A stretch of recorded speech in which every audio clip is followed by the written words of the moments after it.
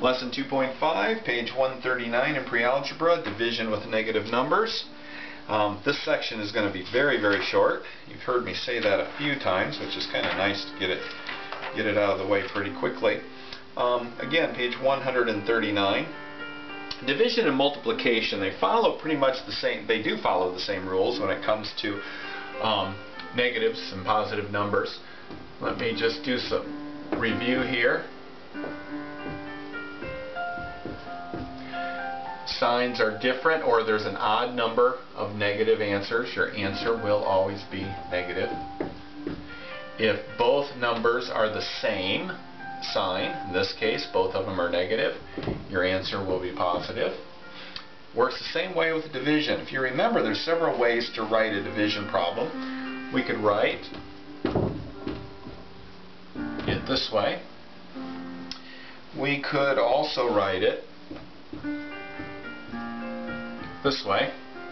But in either case, we have one negative here, which automatically means our answer is going to be negative.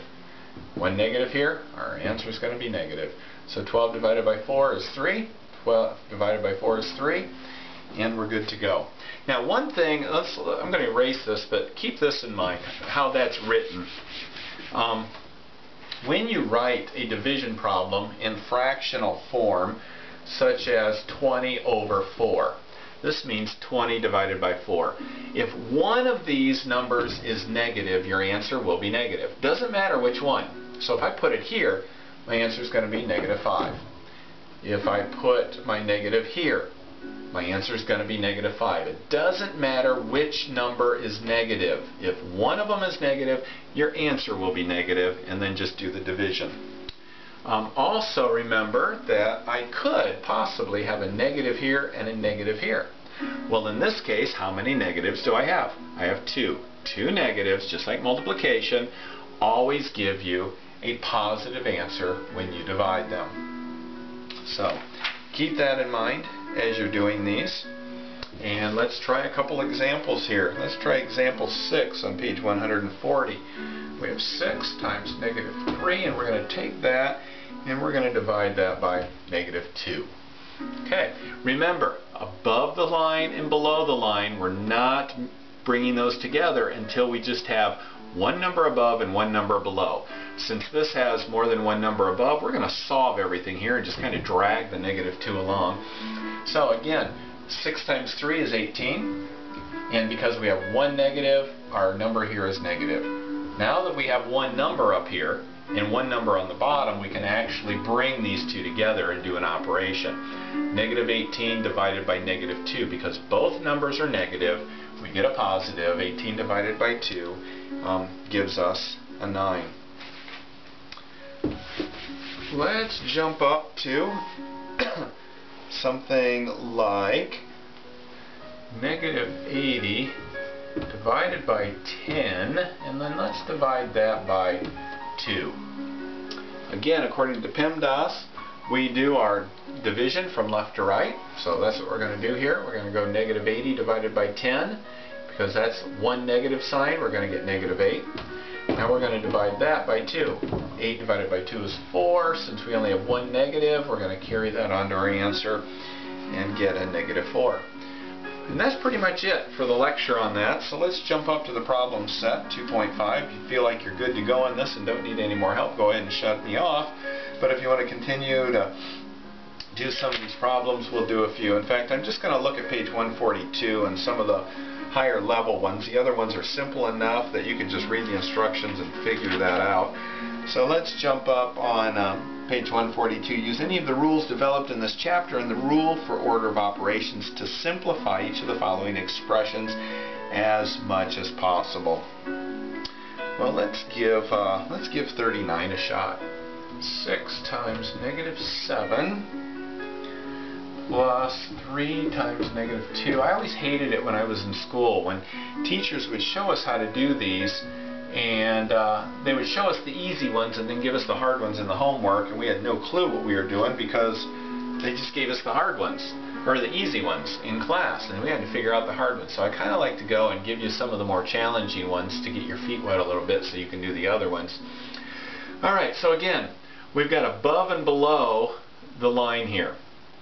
So we can do a couple steps at once as long as we do one step up here and one step down here, and we don't do two steps up here, for example.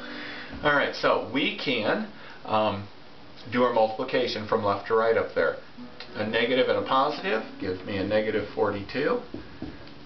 Positive and a negative give me a negative 6. Let's put these in parentheses here, just keep our signs from being right next to each other. 20 minus 4 is 16. Alright, that being the case, now we can bring these two together because we can't combine it with the 16 until the top is only one number. Negative 42 plus negative 6. Signs are the same, so we add them and we put the sign on that number. And we have a 16. So because we have one number on top, one number on bottom, we can actually do the division. 16 goes into 48 3 times. Because we have a negative, doesn't matter whether the negative's here or down here, it gives us a negative for an answer there. So that's number 39. Okay. Brings us to applying the concepts. Gives us some charts and some graphs and different things like that. Let's just look at number 63 real quick. The table below shows the low temperature for each day of 1 week in White Bear Lake, Minnesota. I'm on page 143. Use the diagram and the figure to draw a line graph of the information in the table.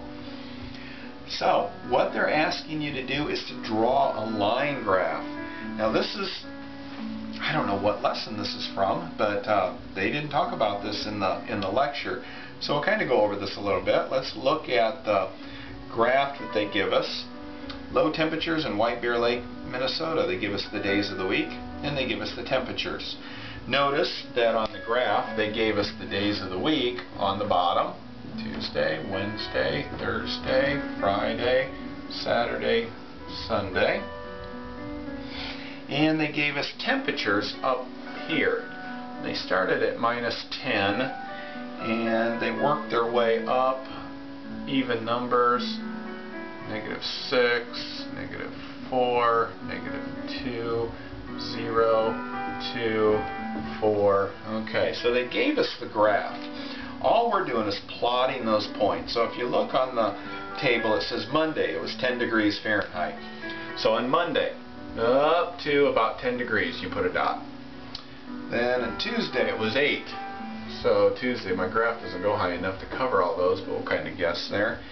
Wednesday, -5. So Wednesday was somewhere between the -4 and 6 here. Thursday, -3. So -3, it was a little bit warmer on Thursday. Friday, -8, got a little colder. Saturday, oh, back up to 5 degrees. So we're back up here, must be the weekend. And then Sunday, back up to 7. Okay, so a line graph means once you put those dots on there, you connect the dots with the lines, and that's where you get a line graph. So, just some real basic graphing, trying to teach you a little bit about how to take information and put it in visual or graphical form there. So that is lesson 2.5. We're done.